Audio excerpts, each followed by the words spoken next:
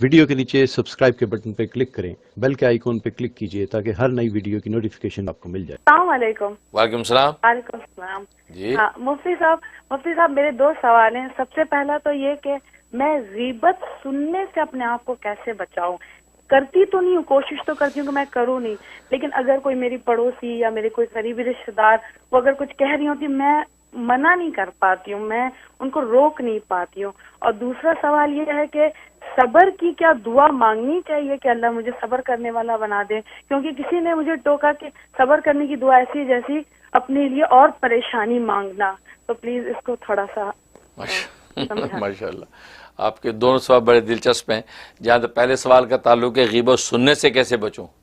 اصل تو غیبت کرنا جو ہے یہ مین بہت بڑا گناہ ہے، اور ظاہر ہے کہ اللہ تبارک و تعالی نے آپ کو غیبت کرنے سے محفوظ کر رکھا ہے۔ جیسے آپ بتا رہی کہ میں کوشش کرتی ہوں غیبت نہ کروں اور اس سے بچ جاؤں، لیکن جب کوئی دوسرا غیبت کرتا ہے تو اب اس کو میں سنوں، اب اس میں یہ ہوتا ہے کہ کوئی مظلوم ہے، کوئی دکھیارا ہے، اپنا دکھ تم سے شیئر کر رہا ہے، تو دکھیارے کو دکھ شیئر کرنے کی اجازت ہے۔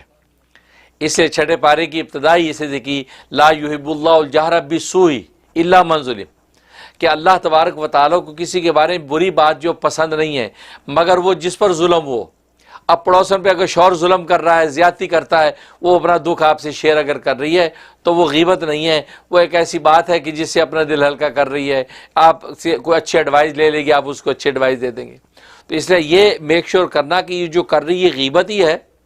پہلی بات، ہو سکتا ہے کہ وہ اپنے کوئی دکھ آپ سے شیئر کر رہی ہے، کوئی ایسی کوئی تکلیف آپ سے شیئر کر رہی ہے، ظاہر اس تکلیف اور دکھ شیئر کرنے میں اس شخص کا بھی ذکر آ جاتا ہے جس نے ظلم ڈھایا،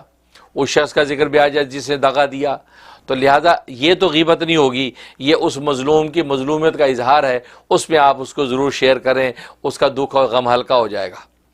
لیکن یہ کہ اگر پتہ چلتا ہے کہ ہاں یہ واقعی غیبت ہے، یہ اس کی جو ہے بات جو کر رہی ہے اس کی ڈگنیٹی کو گرانا چاہتی ہے، مجھے بھی اپنا حامی بنا کے اس کے خلاف کرنا چاہ رہی غیبت ہے، تو پھر جو ہے اس کی دو صورتیں ہیں۔ ایک صورت آپ ڈائریکٹ منع کر دیتے ہیں کہ بہن یہ بات نہ کریں، ہمیں تو خود اپنے اتنے عیب ہیں، ہم خود اتنا جو ہے وہ گناہوں میں لت پت ہیں، ہم کسی دوسرے کو کیا دیکھیں، لیکن آپ کہہ رہی اس کا یہ کرنے کی جرت نہیں ہے۔ دوسری صورت یہ ہے کہ آپ عنوان بدل دیں، بات بدل دیں، آپ عنوان بدل دیں کہ بہن وہ فلاں مسئلے کا کیا ہوا، فلاں چیز کا کیا ہوا، میں نے یہ سنا ہے، آپ بات بدل دیں۔ تو یہ تھوڑا سا ٹرک کر کے بات بدل دیں تو وہ بات ہٹ جائے گی، دوسری بات شروع ہو جائے گی۔ یہ بھی نہ کر سکیں تو پھر دل کے اندر جو ہے آپ دعا کریں اور استغفار کریں، یا اللہ جو میرے کان میں پڑ رہا ہے میں اس کے استغفار کرتے ہوں، مجھے معاف کر، میں شامل نہیں ہوں، باقی یا اللہ اس کی مضمون کو بدل دے، اس کے عنوان کو بدل دے تاکہ یہ غیبت نہ کرے، کوئی اور بات شروع ہو جائے۔ تو دل میں پھر اللہ سے رجوع کریں، کیونکہ آخر وہی ہوتا ہے کہ اللہ کے دربار میں درخواست ڈال دیں۔ تو یہ طریقہ ہے، اس طریقے سے آپ کریں گی انشاءاللہ اللہ تبارک و تعالیٰ آپ کی ضرور مدد کریں گے۔ اور دوسرا جو صبر، اور یہ بات صحیح ہے کہ اگر کوئی ایسے احوال نہیں ہیں آپ کے اوپر، کوئی مصائب کو مصیبتیں نہیں ہیں، تو پھر صبر مانگنے کی ضرورت نہیں ہے، نہ صابر بننے کی ضرورت ہے، پھر تو ہمیں شاکر ہی بننا چاہیے، شکر ہی مانگنا چاہیے، اور ہر حال میں جس حال میں اللہ رکھتا ہے وہ شکر کی احوال ہیں۔ الحمدللہ علی کل حال، اس لیے حدیث میں آتا ہے کہ اگر تھوڑی بہت تکلیف بھی پہنچ رہی ہے تو کہے کہ الحمدللہ علی کل حال، ہر حال میں ہم اللہ کا شکر کرتے ہیں، کیونکہ جس حال میں بھی اللہ نے رکھا ہے وہ حال بھی نعمتوں سے خالی نہیں ہے۔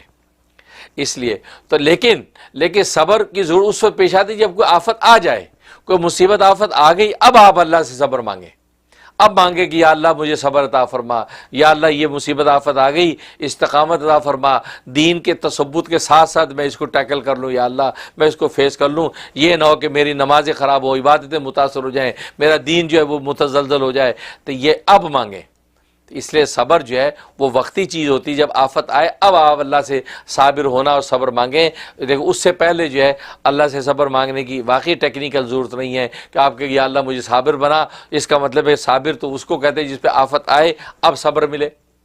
اس لیے جو ہے نبی پاک صلی اللہ علیہ وسلم کی ہر وقت شکر ہی کیا کرتے تھے اور شکر ہی دعا کرتے تھے، اور عبادات کی کثرت بھی شکر ہی کے نتیجے میں تھیں، لہذا شکر زیادہ کریں۔ اور شکر کا مطلب یہ ہوتا ہے کہ نعمتوں پر شکر ہوا کرتا ہے، تو در پردہ گویا کہ آپ اللہ سے نعمتیں مانگ رہی ہیں، یا اللہ میری نعمتوں میں اور اضافہ کر تاکہ میرا شکر بھی بڑھتا رہے۔ تو یہ ہے طریقہ۔